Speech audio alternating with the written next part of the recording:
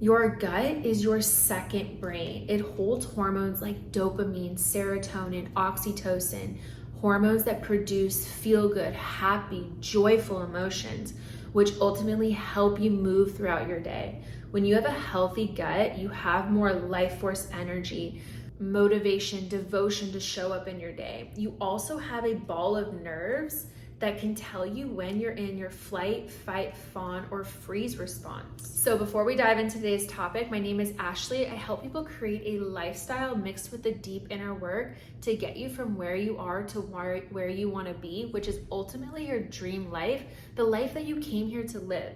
With that being said, there's 3 topics to today. One is the story of how I healed my gut when I was told I was gonna lose all my hair and there was absolutely no hope.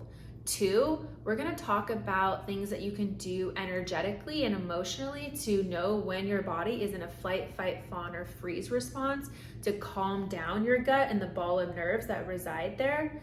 And then thirdly is the supplements and habits and rituals that you can start today to really help nourish and get your gut bacteria so happy. This is like such an amazing regimen that if you even applied a few of these things could really transform your mood.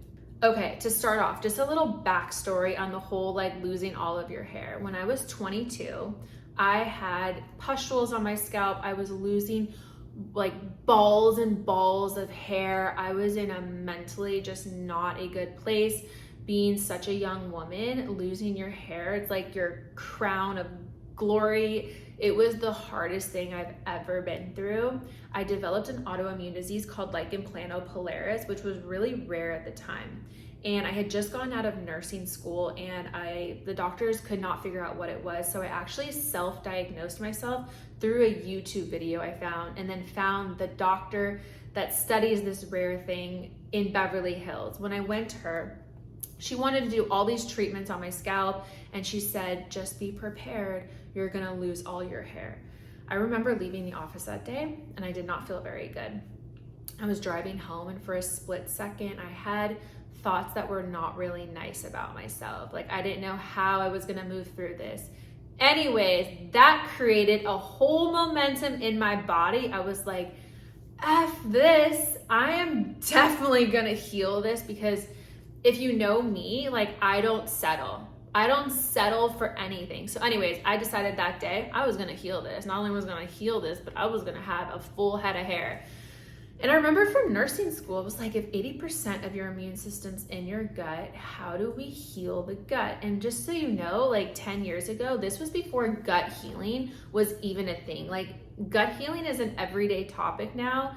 Back then, there wasn't people making content on gut healing and talking about all of this. So I have been doing gut healing for so long now. And now that I moved into studying emotions and Chinese medicine and what's stored in your body, your flight, fight, fawn, or freeze response, and your nervous system in your body, mixing all of it together is just like, it's like a recipe that you are just going to love. Let's go into the first one, which is energetically, what can you do?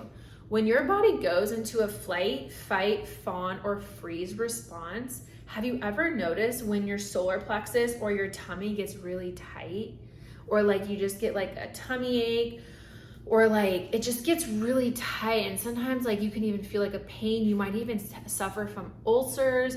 You might have digestive issues that you struggle with. There's so many things that can come up if you have gut problems, that it actually could be emotions being stored in your gut. So how do we release this? First and foremost is to notice when your gut is being activated. Some super easy things that we're gonna go in today, which I could go so into depth, but we're gonna keep it so simple, is stop what you're doing and just taking a few deep intentional breaths into your solar plexus, into your tummy.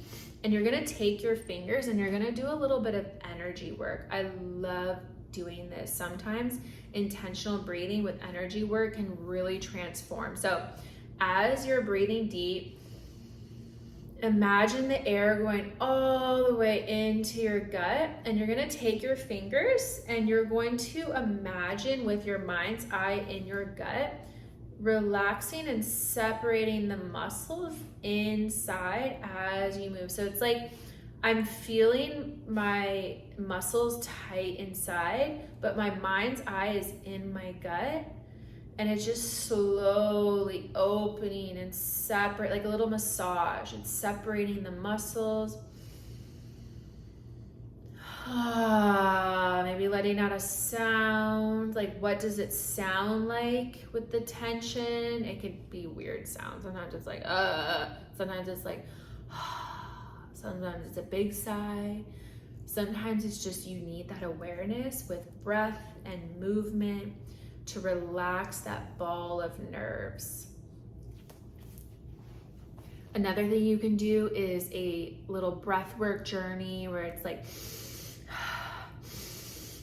activation breathing, where you can do that for about 10 to 30 breaths and then sit in silence for about 10 to 30 seconds with your awareness down in your gut. You can also do meditations where your mind's eye is in your gut and you can feel it just relaxing. You really want to, if you notice in the things that I'm giving you, is to really drop into that area where that ball of nerves sits in your gut. Another thing you can do if your nervous system is getting activated and your gut is being activated is you can do some shaking, some qigong shaking, where you are standing and you're shaking your body, you're moving the energy. Sometimes what happens is your energy of like your nervous system is just coming into that ball point right here, and you just need to like move the energy so the energy can start to dissipate through your body. Another tip is when you're activated right here and you feel that pain or tummy ache is to use some toning. Toning and tapping is where you tap on your solar plexus and you go, toning and tapping is using that energy of your voice, that vibration, along with the tapping, and that helps to really dissipate the energy stuck in your gut. Stay tuned too, because I'm coming out with so many cool meditations and breathwork journeys to really move energy. Okay, my favorite topic, well, I love it all, but this is one of my favorite topics, is supplements, habits, foods to really support your gut health.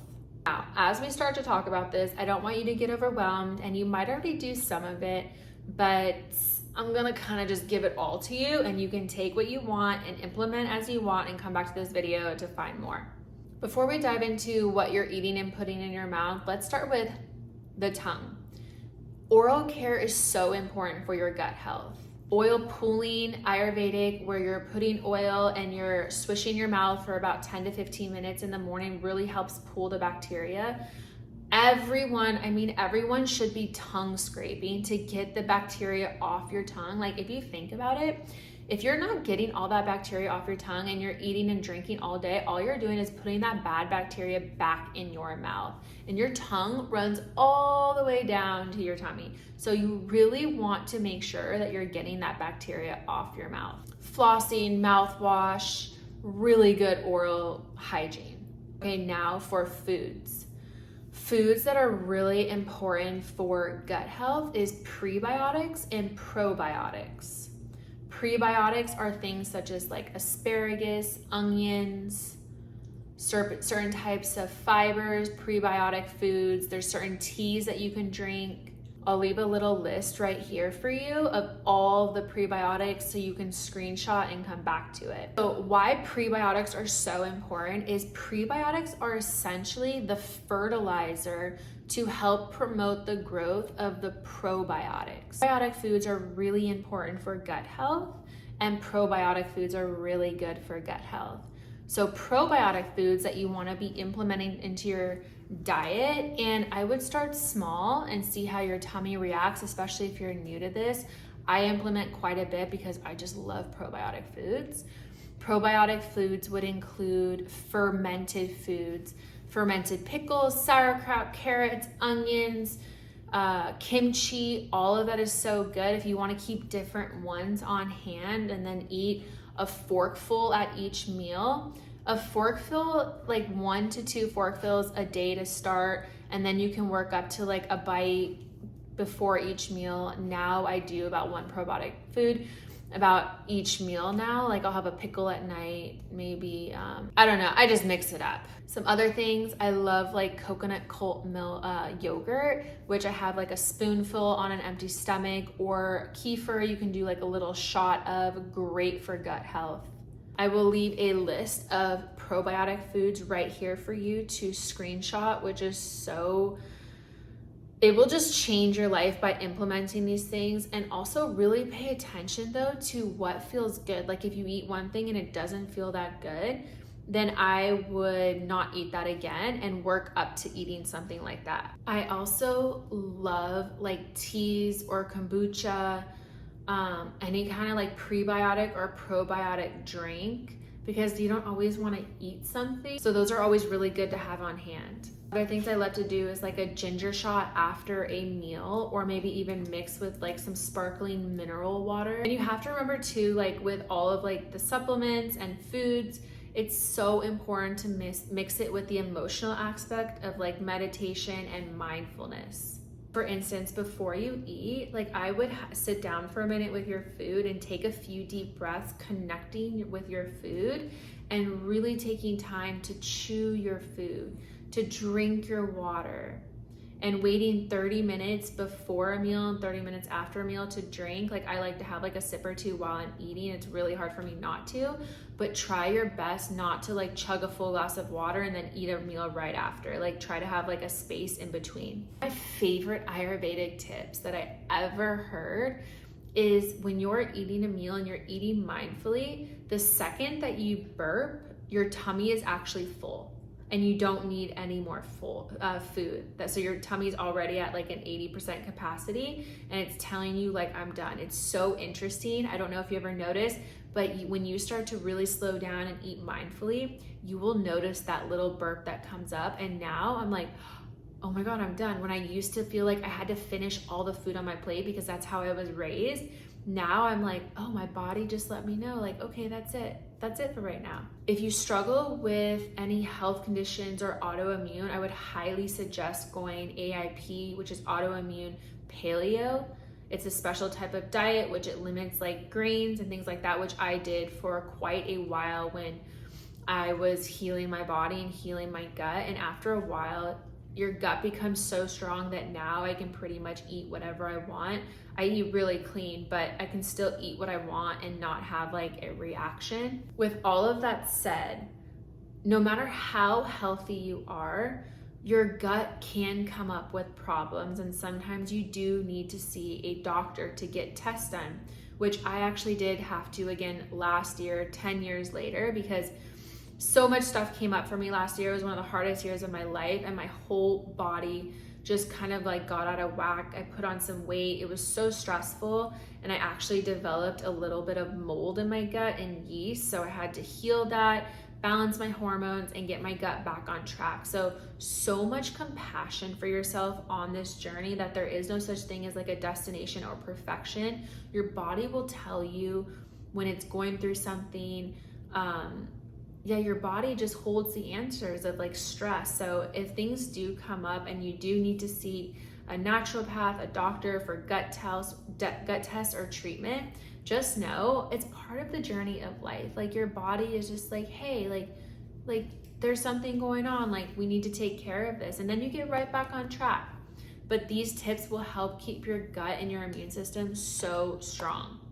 Lastly, one of my favorite things is bone broth. Like bone broth is just so good for your gut. The gelatin in it, everything about it nourishes your gut lining. I also, for supplements, love some colostrum, which I just started. And I also take a probiotic orally. I love aloe vera juice for my gut as supplement wise. I also love to make like little gelatin gummies with like lemon juice and gelatin, beef gelatin, and it makes like these little cubes. It's so good for strengthening leaky gut.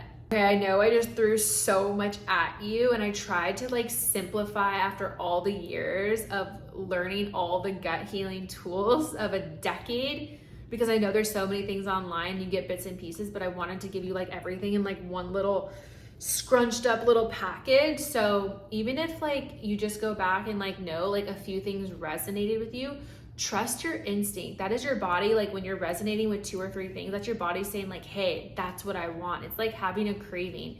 Your body knows what it wants and what it needs. I'm not saying having a bad craving, like I'm craving McDonald's. I'm saying like if you're craving chocolate, your body needs magnesium. So trusting when your body intuitively like resonates with certain things, when you're hearing from people, trust like, okay, I'm gonna implement that and see how it feels.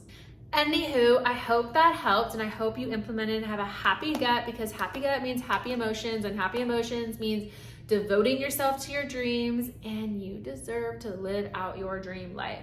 With that being said, I will see you next week.